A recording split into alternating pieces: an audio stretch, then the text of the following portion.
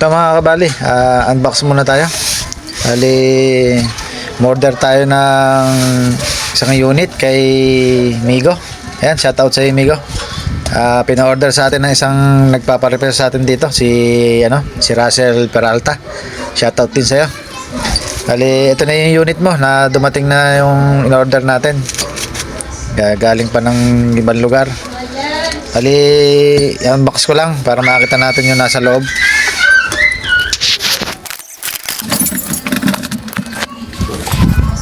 Ito mga kabali, ito yung pagkakabalot ni Migo. Tingnan natin kung gaano ba karami yung nilagay niyang pampatibay ng sa box para hindi ma-damage yung kanyang mga unit. Ito, tanggalin natin yung isa. Dalawa. Yan, marami talaga. May mga retaso. Ayan, makita na natin yung unit. Lumabas na yung wire natin positive. Ito yung wire natin negative. Yan. Yan, ilalabas ko na yung unit. Medyo malaki yung unit. Hirap pag isang kamay lang. Ayan. Bali, para ka na rin umorder sa online, may kasama na rin pindutan. Yan ang the best dyan.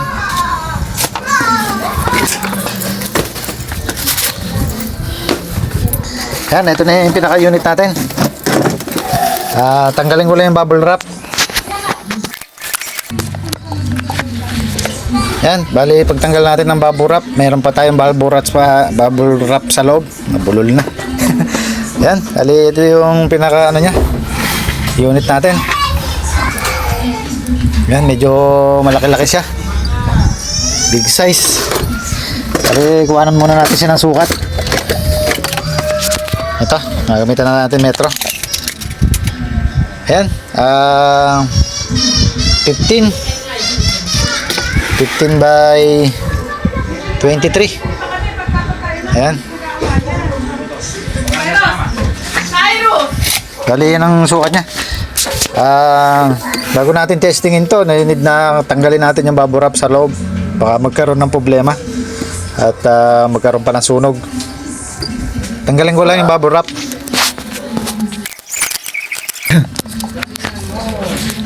Ito mga kabali, may konting pingas tayo dito sa lagayan ng tornilyo. Hindi natin alam kung nanggaling sa biyahe ito, kaya nasiraan. Yan yung loob. Tanggalin ko na. Hello! Babay kata! Ito mga kabali, nakatanggal na. Tanggalin na natin yung bubble wrap. Pampaano lang to sa loob para hindi siya umalog yung mga parts. Bali sa biyahe naman, alam natin na minsan yung ating parcel o padala nagkakaroon ng problema. Ayan, sa mga tracking. Ayan, bali okay naman yung loob. Wala naman ako nakitang napingas o natanggal. Ayan. Puro heavy duty naman yung nakakabit, katulad nitong lagayan ng output natin. Yan. Yung mga wire natin sa loob makakapal para hindi siya nalulusaw o nagiinit. Yan, bali yan, pwede na natin testingin to. Bali kabitan ko lang ng switch saka output. Bali pakita ko kung paano magpa-andar muna ng unit bago lagyan ng output. Bali, sinasabi rin naman ni Migo to. Bago ilagay yung output, si-switch muna natin para umandar yung pinaka-driver natin, magkaroon ng tunog. Ayan, bali, ilagyan ko lang ng switch.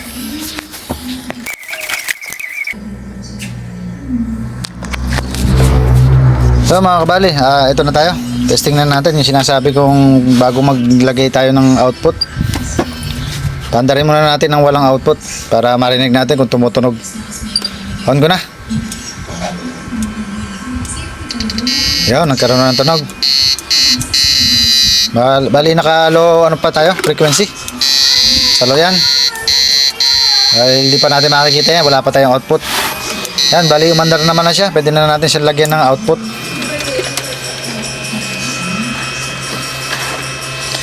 Makikita natin kung may diferensya yung IGBT natin pag kumislap to. Doon natin makikita kung may problema. Yan, bali wala.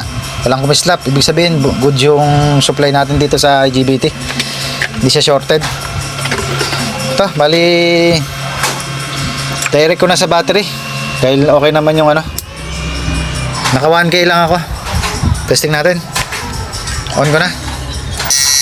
Yan, 1K. Sa low frequency natin, 48 ampere. Yan, 48 ampere.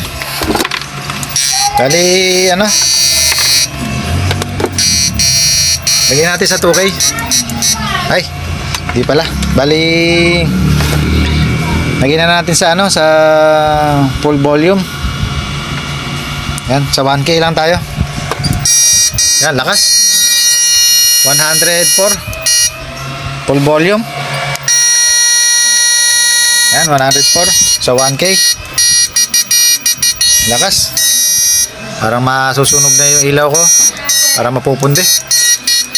Bali, doon na tayo sa ano, sa low connection natin. Sa baba. Low muna natin. Frequency, volume. Bali, mag-load na tayo ng ano, 2K. Yan natin sa 2K. Yan, meron. Tingnan na natin yung 8K load natin kung gaano ba ang kain sa battery. Sa low, sa ano, sa low tayo, sa low frequency. Ito, on ko na. 21.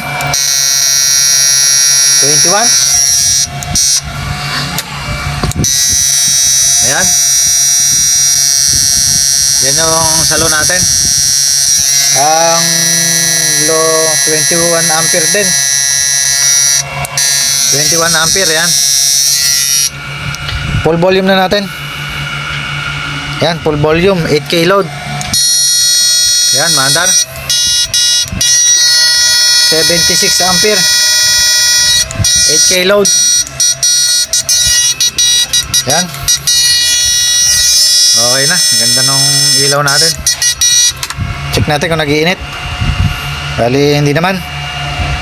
Saka parehas yung pag-iinit ng ating ano, inverter side. Yan. Bali,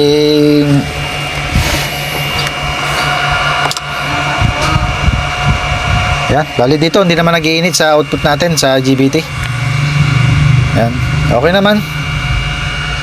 Bali, maganda naman yung unit. Kompleto. Ito mga kabali, testing naman natin doon sa flip-flop kung okay siya. Tignan natin ang flip-flop. Yan, baka 1K lang tayo sa high frequency sa switch. Yan, meron na siyang flip-flop. Yan, malakas. Umumuti na dito. Mas maraming rewind kasi yung high kung kumpara natin sa low. Yan, bali yung low, yan. Mas mahina lang siya. Yan, hindi naman siya masyadong malakas yung ilaw. Mas malakas talaga yung sa high. I-high ko. Yan, oh, lakas. Low, mahina. Yan, bali okay na to. Yan, okay na. Yan, bali ang kailangan na lang nito yung pag-testing sa site o sa pang-oryentehan. Doon natin malalaman kung malakas siyang pumigil ng tilapia. Bali, i-update na lang namin si Migo sa huli namin sa... Ay, huli pala nung may-ari nito. Hindi pala ako kasama. Testing lang pala sa akin. Bali, magbibigay na lang siya ng video sa mga mahuhuli kung ano yung huhulihin. Yun. Bali, hanggang dito na lang yung unboxing na to. Okay na.